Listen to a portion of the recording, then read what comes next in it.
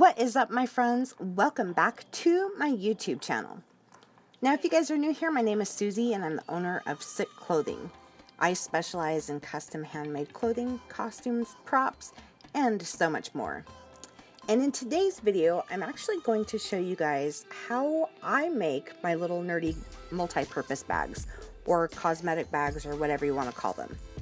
Now, before we get this shindig started, don't forget to subscribe to my channel and hit that notification bell so you guys aren't missing out on any of my future videos, any of my fun sewing crazy stuff, and we will be having some giveaways here in the very near future, so don't forget to subscribe.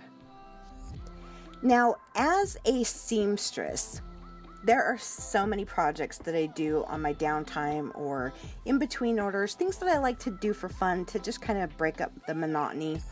And these little small cosmetic bags and the brush holders, like the videos that I just did, are projects that I find relaxing to do. I initially started making these little makeup bags for my purse and to organize my makeup drawer, and they came in really handy for other stuff like headphone chargers, cables, toiletries, and so much more. So I actually want to share this with you guys because they're actually a lot of fun. If you have been with my channel for a minute, I actually did a video on stack cutting where I have an electric rotary cutter, which I'm going to link up here, that I cut out a whole bunch of these bags all at the same time. So if you're a small shop and you're looking to replicate something in bulk like this, that's a good video to watch. But for the rest of you, let's go ahead and jump right into the nitty-gritty of these cute little cosmetic bags. Now I am going to show you from start to finish how to put these little bad boys together, but first things first, let's talk about interfacings. Now I have two different interfacings that I use for these bags. The first one is called a two-sided flex foam interfacing. I came across this at Joann's by complete mistake. I had no idea what it was. The stuff that I initially got had adhesive on it, but I've used this for other things like these little diaper bags that I made for my nieces. And also I use this for the top brim of the Sombra costume that I just created, which I will have more information about here in the near future. And that's what this Batman bag is made out of. Now this one is very flexible and you can throw it in the washing machine. And you can with this other one too, but I probably wouldn't. Now this other interfacing is called 72F Kontekst Extra Firm Interfacing. Now this stuff is no joke. You have to use a special needle for it because it is very stiff and it does have an adhesive on both sides or just on one side. Now I've used this stuff for other costumes like Meg. She's got this little waist sash that has to kind of sit up off the hip, and this was perfect for it. I also use this to interface the belts for my Catwoman costume. And you guessed it, I also use this on the body part, like the skirt part and the neck part of the Sombra costume as well, because I wanted to make sure that this costume had flair.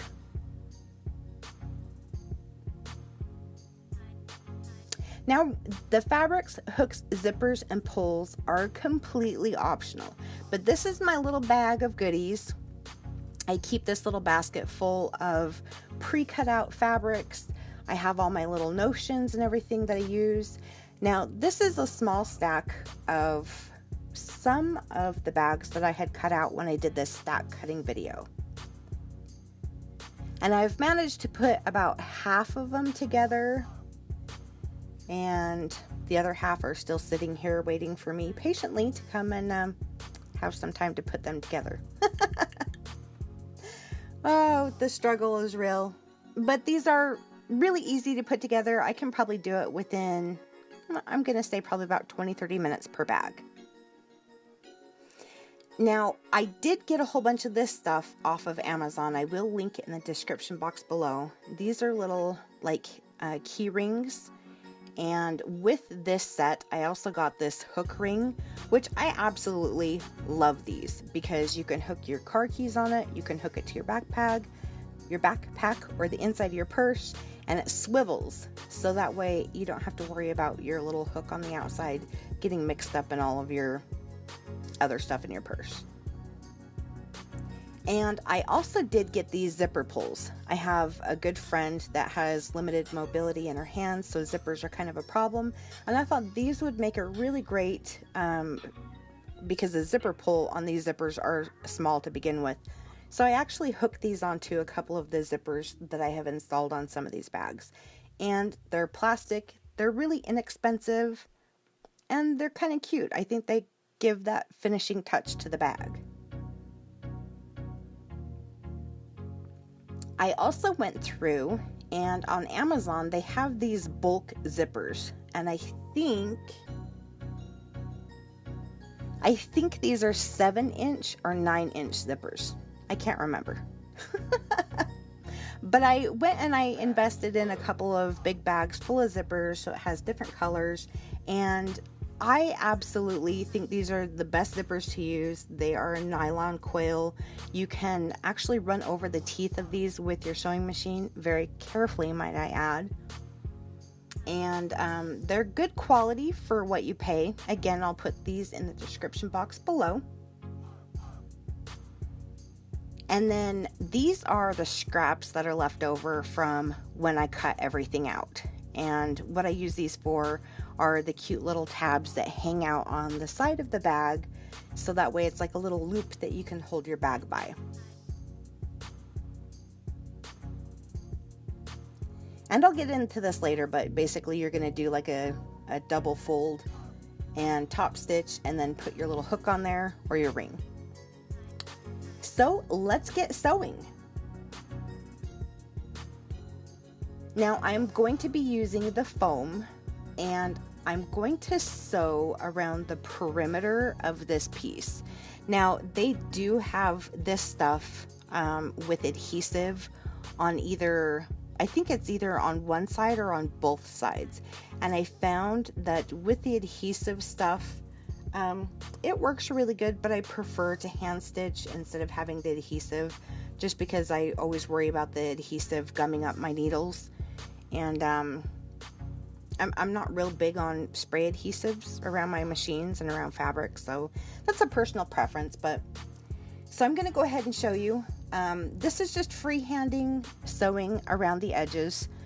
I am not really a huge fan of using needles, but I know that there's a lot of you out there that prefer to use needles with your projects, so I am going to show you another way where I'm going to go ahead and take my favorite needles that I use. And again, if you've been with my channel for a while, you'll know that I absolutely love having these glass needles, or the glass head needles. And I believe these are in fine and ultra fine. So what I'll do is I'll pin all of those corners, and then I'll stitch around the edge the way I did before. Now, a decorative stitch is optional. You don't have to. Like, you can see this. I didn't stitch this one down, and you can see that there's really not any extra fabric that I can grab onto. And it doesn't look like it's sagging or anything on the outside of the bag. If I were to do stitching, I would probably follow these lines of the decoration of the outside of the bag, like of the fabric. And I'd probably quilt around all these corners, but I mean, do what you do. So what I have here is a piece of cardstock, and I'm going to show you how this comes in really super handy. What I'm going to do is I'm going to identify the bottom corner, or the bottom center. What I'm doing is I'm sinking my needle up into the top corner, and then I'm identifying this notch that I made down in the bottom center of the bag.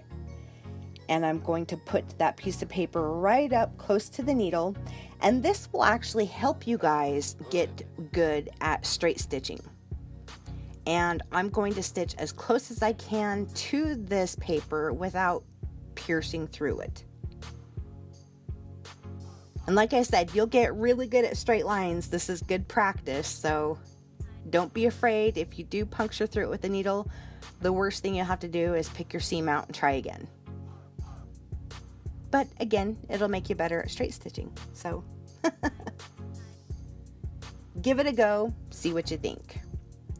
Now, the reason I didn't actually use chalk or anything on the outside of this fabric is because it does have kind of like a glitter finish, and I didn't really want to do too much ironing with this fabric because I didn't want it to fade, like the glitter and everything. So now I'm going to put my needle in the right hand position, and I'm just going to use the left side of my foot to follow that line parallel all the way down. And repeat on the other side, and let's move on to installing the zipper. Now I know I keep cutting around, but I am leaving a lot of the footage of what I'm doing in here, just so you guys can actually see. And here I'm showing you the needles that I use. These two are probably my most used needles in my shop. Again, I don't really like to use needles that much, but these ones don't leave holes in your project like the other ones do, so I do prefer them. So we're going to go ahead and put the zipper right side facing down, and then we're going to take the right side of the the inside of the bag, and we're going to put it on the other side. So we're sandwiching the zipper, and you want to make sure that your zipper tabs are straight before you put it in your machine. And I always like to do a couple of quick steps forward and then a back tack. Now you can't really see your zipper, but you can feel it with your fingers. Now that is the one tool that you can't buy at the store that is probably going to be the best tool you'll ever have when it comes to sewing, is your touch. Because you'll be able to feel where the zipper is, even on the bottom of the fabric, instead of trying to look underneath the bottom of your project. Let your hands tell you what is right and what is wrong. Not all the time, but you know what I mean. So we're going to go ahead and stitch through, and yeah, I don't know what happened. I didn't even realize this till I went through to edit my footage, and I'm like, why is my table shaking? That's so weird. It's never done that before. I have ghosts in my office. Just kidding. Okay, so we're going to go ahead and attach the other side of the zipper, same way. Now, I did not top stitch, so make sure you didn't top stitch. You can see I have it pinned on the other side, but I have not top stitched yet, and I'm going to show you why here in a second.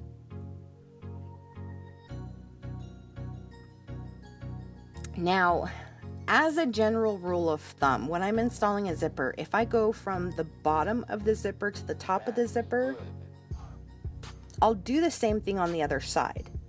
Now, I did mark out with a little purple pen, so you can kind of see it here, where the zipper was, but like I said, you can feel this with your fingers, and you can tell where that zipper is at, so you don't run over it.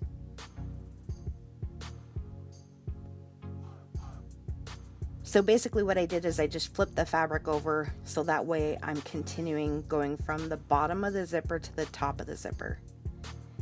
And once I've done that, we're going to go ahead and iron this flat, and then we're going to get on to the top stitching part.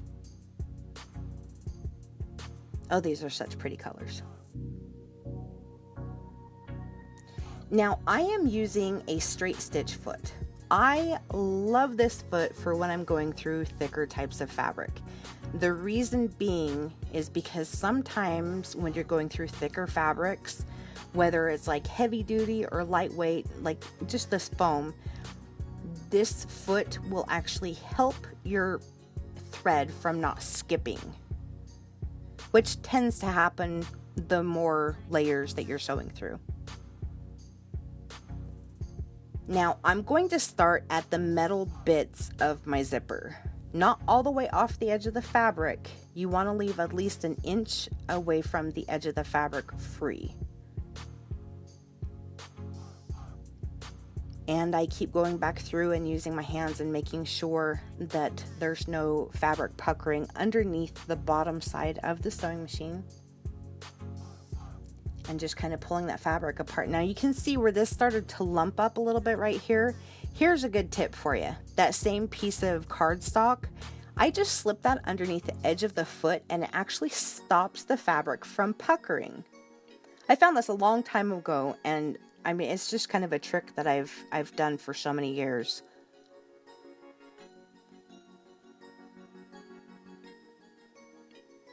Kind of funny how we find little remedies. So we're going to go ahead and do the same thing on the other side. And again, I'm going to use my cardstock to kind of help my fabric from bunching under my needle. And like I said, that's just natural because of the thickness of fabric that we're going through. So next is assembling the outside of the bag together. Now this is why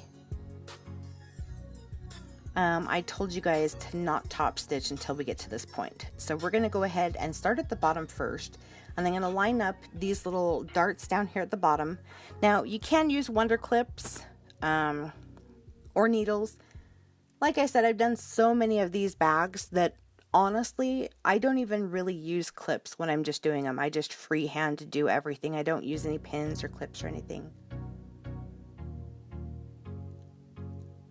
And slow and steady, and I use my seam allowance at, I think it's at 1/2 inch seam allowance. So now here's the side. This is important. Now this is why we didn't stitch all the way to the edge. What we're going to go ahead and do is we're going to stitch from the bottom of the bag up the side, and I want to lift these two flaps that are on the outside up. And what I'll usually do is I'll lift them up really good, and I'll get as close to that stitch line as I possibly can. And I'm going to put a needle in here so you guys can kind of see what I'm doing.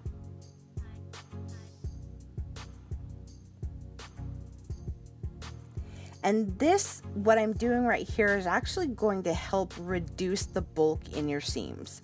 What I'll do is I'll go ahead and clip a diagonal clip toward that edge, just like you see me doing right here. And I'll do that on all 4 sides. So I'll flip it over and do it on this side, and then when I'm stitching up the other side of the bag, I'll do the same thing.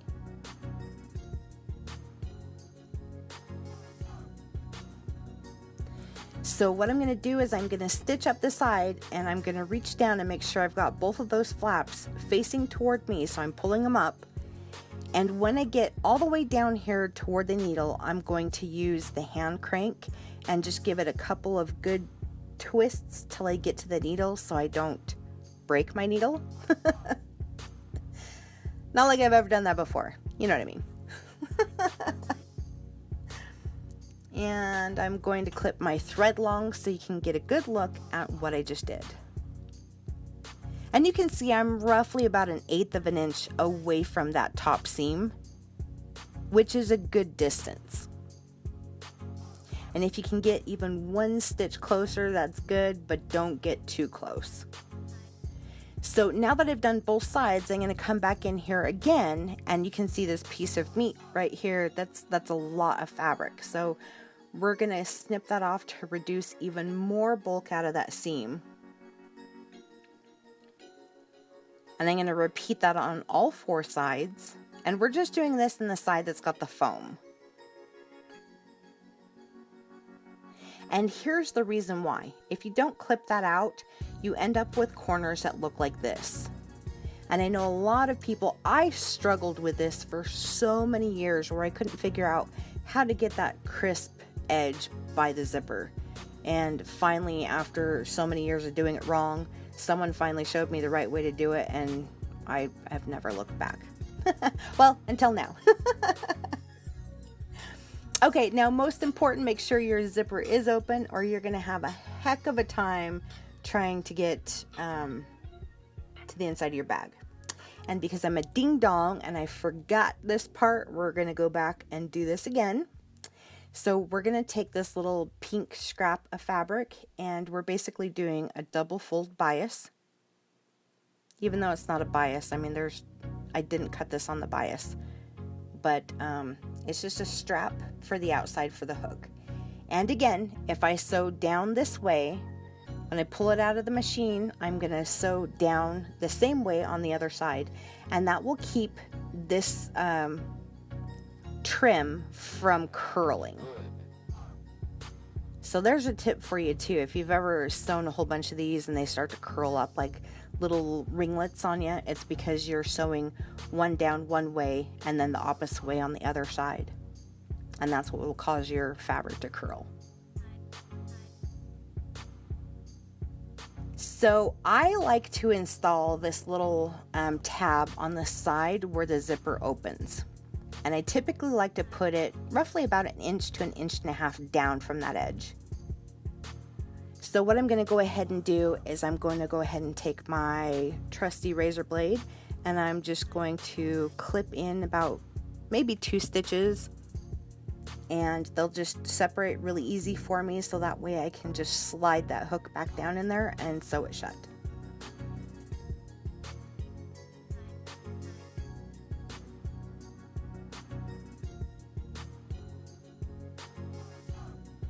Just scooch this little bad boy down in here like so,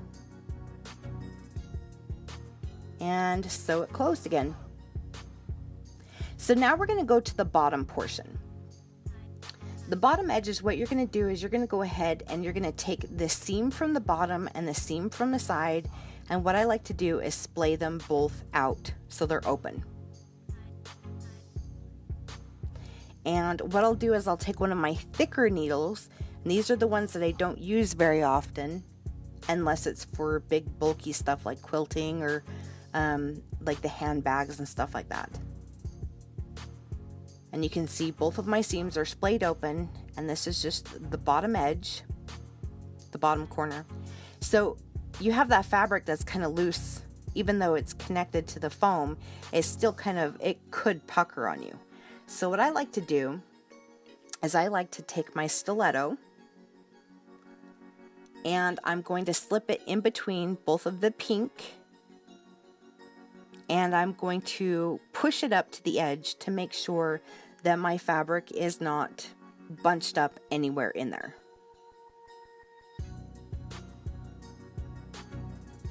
Because that would suck if you put this together and then you turned it right side out and found out you had like a tuck or a pucker in there, and then you have to take it apart. So now you can do this with a ruler as well, and I have these little metal rulers that I use in my shop quite frequently, and you can use those just the same.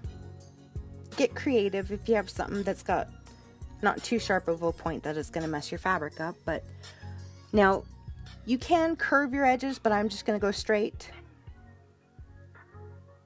And again, I'm still using my straight stitch foot for this project. And like I said, that'll help from skipping stitches. And you can see where I kind of got a little bit of a nip where it shifted back the other way. And oh, that's my OCD thinking, but I'm just going to leave it. That's no big deal. No one's going to see that anyway. And we're going to go ahead and just trim up this edge. And we're going to repeat on the other side. Now onto the lining. Now on the bottom of the lining, in between this needle and this needle, you want to leave that open, because if you don't, you're going to have no way to turn your bag right side out. Now I do increase my seam allowance by 1/8 of an inch, so it's going to be roughly about 1/2 to 3/4 of an inch now, because your lining is always going to be smaller than the outside of the bag, or else it's going to look really baggy on the inside. Baggy, get it? Now, when I do the stitching, I only come up to about the same amount that I did on the foam part. And I'm going to take this out of the machine and show you what I mean. I'm not running over the zipper tape or anything. It's just roughly about 1/8 of an inch away from where that edge is.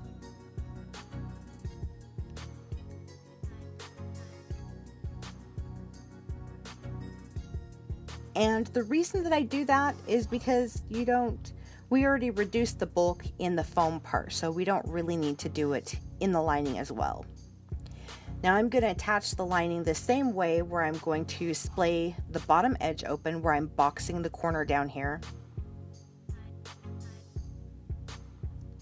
and trimming off my edges. Whew, ladies and gentlemen, we are almost done on that home stretch.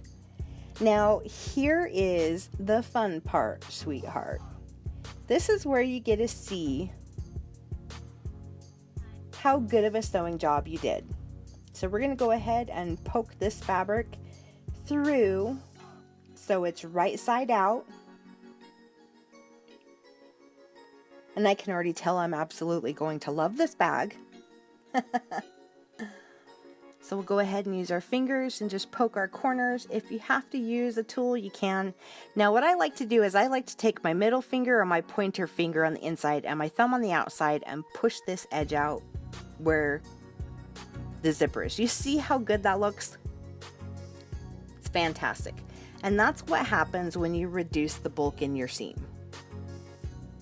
And if you guys have a different way of doing it, definitely leave it in the comment section below. So that way you can kind of share your method and your tips and tricks for stuff like this with other people that do watch this video as well. Now I can just take and finger pinch this foamy type of stuff and it will reshape into the little box bottom. And then one last thing to do is to stitch the bottom of our bag closed. And you can hand stitch this, but I'm too lazy for that, so I just stitch as close as I can to the edge. And that's it, ladies and gentlemen. We are done. That is my little sick multi-purpose bag. This is one that you can really have a lot of fun with and change the fabrics and change the color of the zipper, change the lining, change the shape. The world is your oyster. But here's my cute little pink cosmetic bag. I adore it. I'm not sure what I'm going to do with it though. I can't think of one thing.